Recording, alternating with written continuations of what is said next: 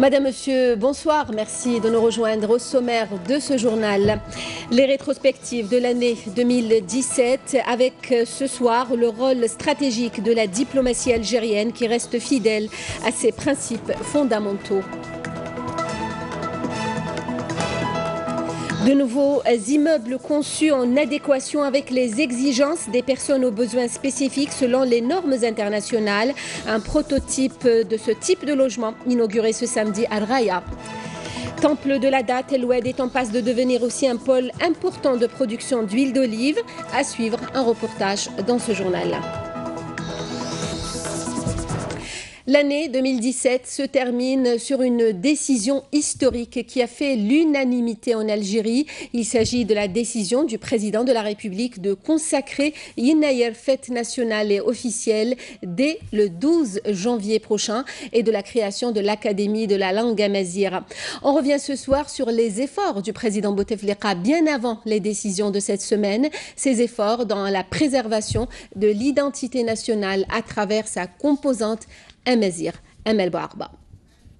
La consécration de Yennayer, le nouvel an amazigh, comme fête nationale officielle, constitue un nouvel acquis et un renforcement de l'identité et de l'unité nationale. Fortement saluée, cette décision historique prise par le président de la République, Abdelaziz Bouteflika, s'inscrit dans le cadre des actions visant à promouvoir le patrimoine et la langue amazigh.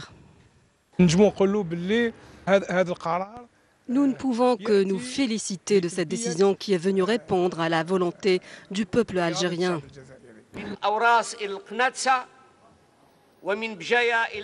Cette consécration est une mesure importante qui vient conformément aux engagements du président de la République, Abdelaziz Bouteflika, lors de son élection, affirmant qu'il ne lésinera sur aucun effort pour promouvoir la langue et la culture amazigh.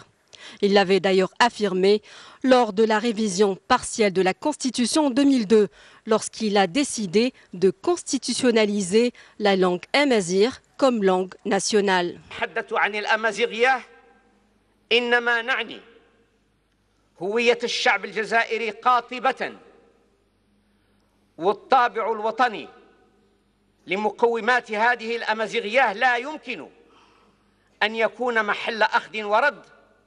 سواء أتعلق الأمر بالأمازيغية لغة أم بالأمازيغية ثقافة وعليه فالإقرار دستوريا باللغة الأمازيغية كلغة وطنية ليس سوى استكمال لما هو حاصل في الواقع وفي الممارسة المؤسساتية وعليه فقد اخترت بكل حرية وعن طواعية وبكل قناعة دسترة اللغة الأمازيغية كلغة وطنية اعتقادا راسخا مني بأن موقفي هذا لا مبتغى من ورائه سوى خدمة الجزائر والمصلحة العليا للوطن المقدس.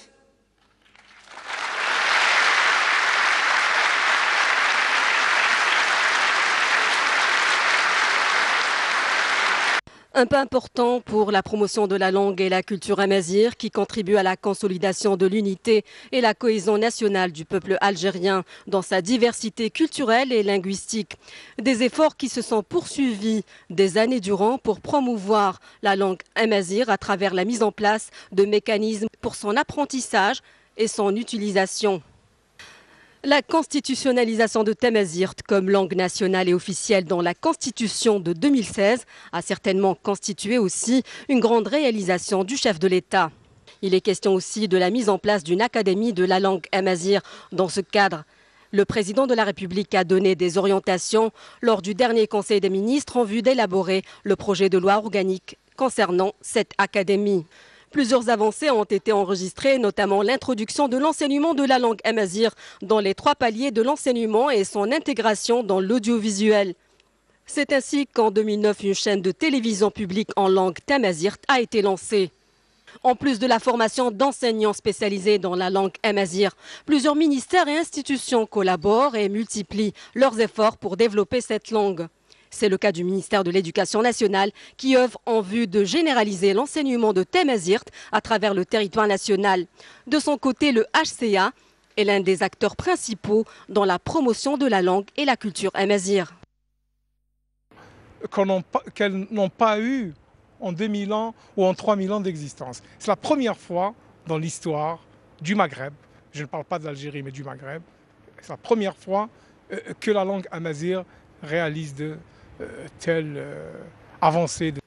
L'histoire retiendra que c'est sous l'ère du président Bouteflika que l'amazirité a été promue, consolidant ainsi l'unité et la cohésion nationale. Encore une fois, l'année 2017 a consacré le rôle stratégique de la diplomatie algérienne sur plus d'un dossier, une diplomatie fidèle à ses principes fondamentaux dans un contexte régional et arabe extrêmement difficile. Mouna Nawel Hamoudi. 2017 aurait été une année d'une grande activité pour la diplomatie algérienne. Sous la supervision du chef de l'État et sous ses instructions, nos diplomates ont mené des actions louables et reconnues par leurs pairs sur le plan international. Le chef de l'État a en effet reçu tout au long de l'année des hôtes qui sont venus chercher conseil pour des questions de conflits, notamment régionaux.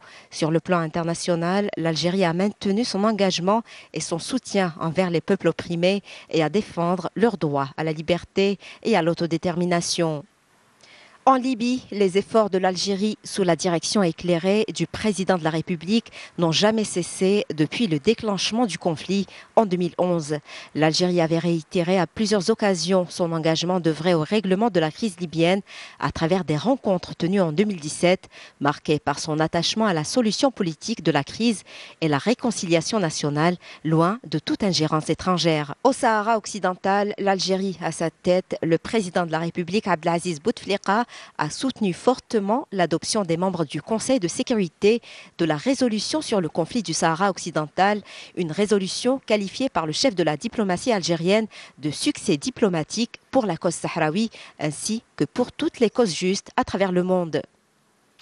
La diplomatie algérienne a montré encore une fois son soutien indéfectible au peuple palestinien frère face à l'escalade des violations de ses droits légitimes par l'occupant israélien et a affirmé la nécessité d'œuvrer au respect du droit international et des décisions de la légalité internationale pour la préservation des acquis de la Terre sainte. Sur le plan sécuritaire, l'Algérie a maintenu sa politique sécuritaire, mettant en valeur l'importance de l'échange d'expériences pour faire face à la recrudescence du phénomène du terrorisme transnational qui constitue une réelle menace pour la paix mondiale. Les membres du gouvernement algérien, sous les instructions du président de la République, ont œuvré avec les différents gouvernements au transfert de l'expérience algérienne, considérée comme pionnière dans ce domaine. Des efforts couronnés par la désignation du président de la République comme vice-président de l'Union africaine et coordinateur africain pour la lutte antiterroriste. Autant d'acquis réalisés par la diplomatie algérienne qui, tout au long de l'année écoulée, a continué sur sa lancée, préservant ses principes qu'elle a toujours défendus en tout professionnalisme. Allahu Akbar, Allahu Akbar. Ashhadu an la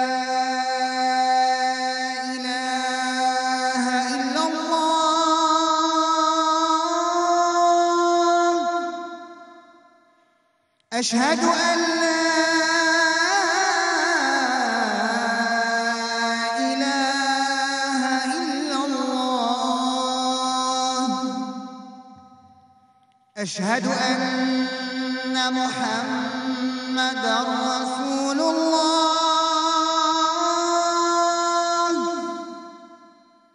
أشهد أن محمدًا رسول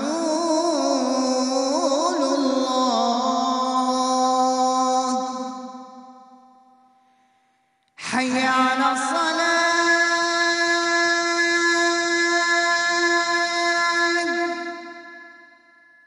حي على الصلاة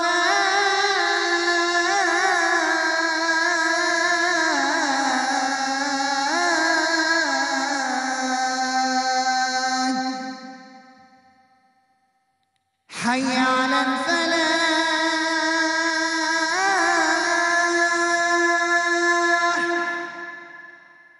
حي على الفلاح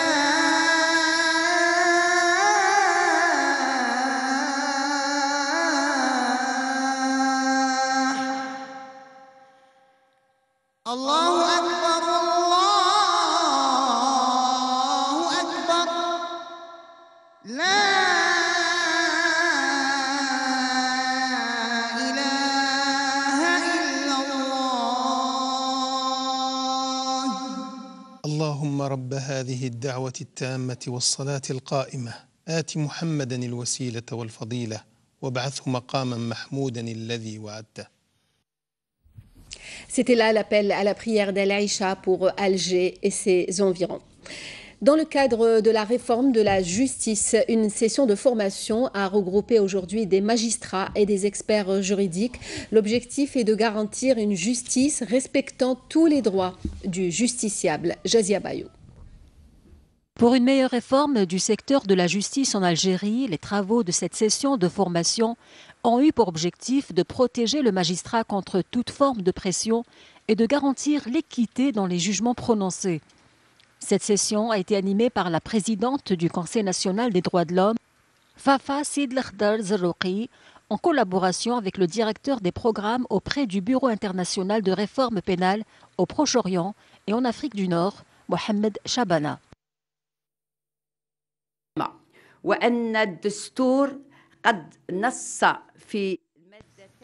La Constitution algérienne, dans ses articles 156 et 166, présente des garanties et des protections juridiques au profit des magistrats. Il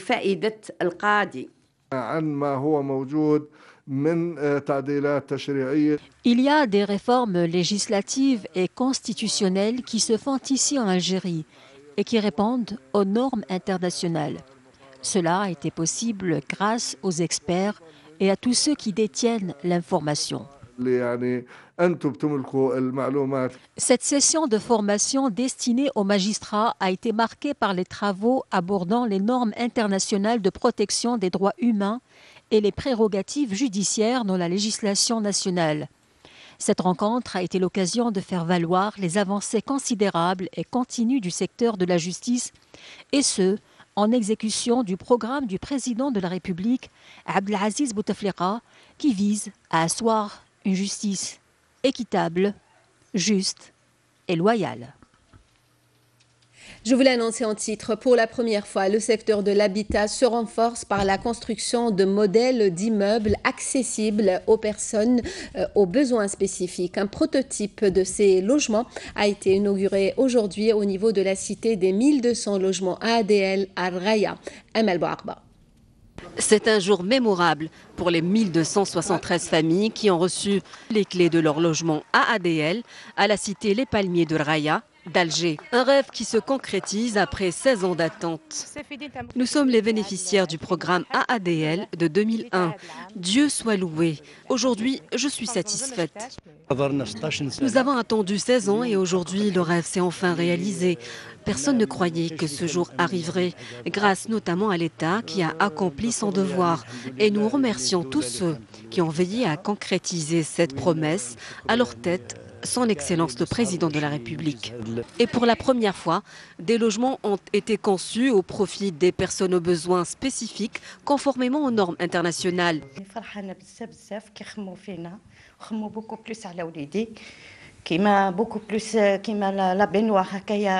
كان عندي مشكل باش نطلعو ندوشلو ديفيسيلمون، هو كبير دوكا وعنده 30 سنه، كي داروا لي هذيك لا دوشات مانيفيك الحمد لله.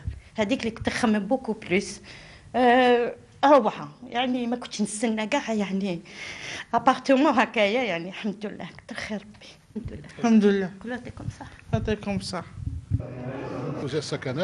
Cette opération de distribution de logements revêt un caractère particulier car elle est marquée par la distribution de logements conçus spécialement pour les personnes aux besoins spécifiques. Nous comptons généraliser cette expérience à d'autres sites et d'autres formules prochainement. Ces logements sont équipés et aménagés au profit des personnes aux besoins spécifiques qui en font la demande. Notre préoccupation consiste à assurer à ce site et à tous les sites toutes les commodités nécessaires. Nous allons aussi réserver une assiette foncière pour réaliser un stade de proximité dans cette cité. Tout ce que nous souhaitons, c'est de préserver ces acquis. À cette occasion, il a été procédé à la pose de la pierre inaugurale de plusieurs projets de construction d'écoles et de structures publiques au niveau de cette cité. Le Congrès national des travailleurs de la finance, aujourd'hui au niveau de l'École nationale des impôts à Qléa. Il a été question notamment de l'élection du nouveau secrétaire général de la Fédération. Les travaux se sont déroulés en présence du secrétaire général de l'UGTA. L'occasion pour Abdelmajid Sidi Saïd de rendre hommage au président de la République pour ses efforts dans la promotion de la paix et du dialogue, mais aussi à propos de Tamazirt. Je vous invite à l'écouter.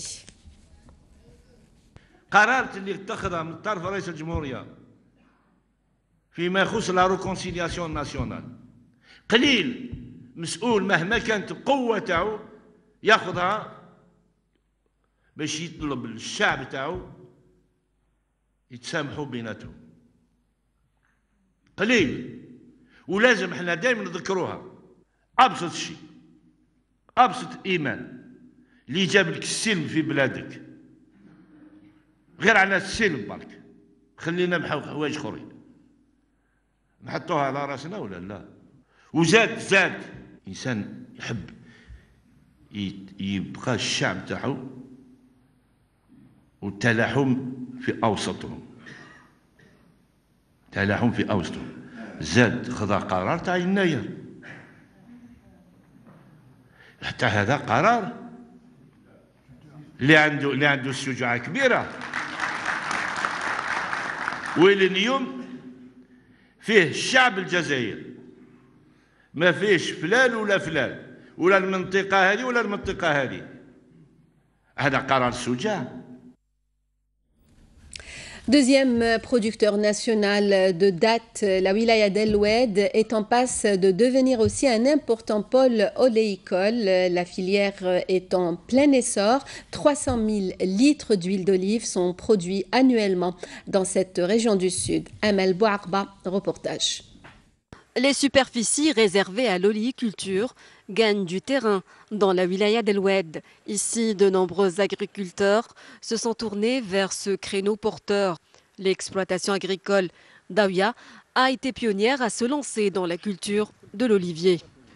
25 000 oliviers et une huilerie d'une capacité de 14 quintaux par heure. Notre production annuelle est de presque de 12 000 litres d'huile. Le rendement est entre 18 et 22 litres par quintal. Notre objectif est d'arriver à 50 000 oliviers. Les analyses qui ont donné que notre olive, c'est une huile extra vierge. Entre l'olivier, cet arbre mythique, et les agriculteurs, il y a toute une passion. Nous avons deux variétés, l'olive d'huile, ce qu'on appelle chemlel, et l'olive de table. L'olive d'huile est de petit calibre et juteuse. En revanche, l'olive de table est plus grande et moins juteuse.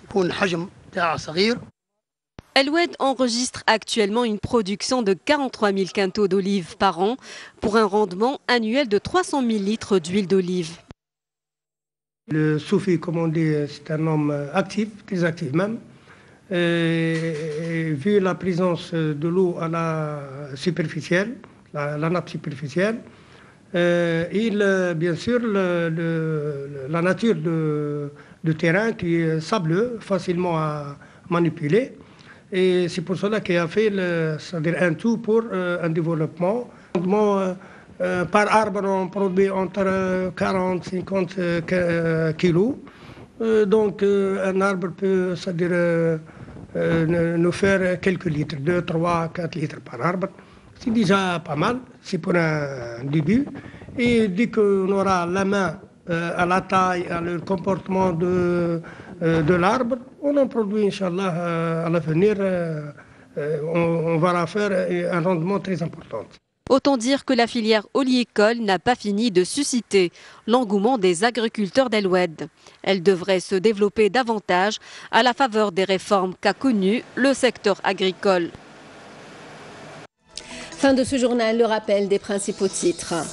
Les rétrospectives de l'année 2017 avec ce soir le rôle stratégique de la diplomatie algérienne qui reste fidèle à ses principes fondamentaux. De nouveaux immeubles conçus en adéquation avec les exigences des personnes aux besoins spécifiques selon les normes internationales. Un prototype de logement inauguré ce samedi à Raya.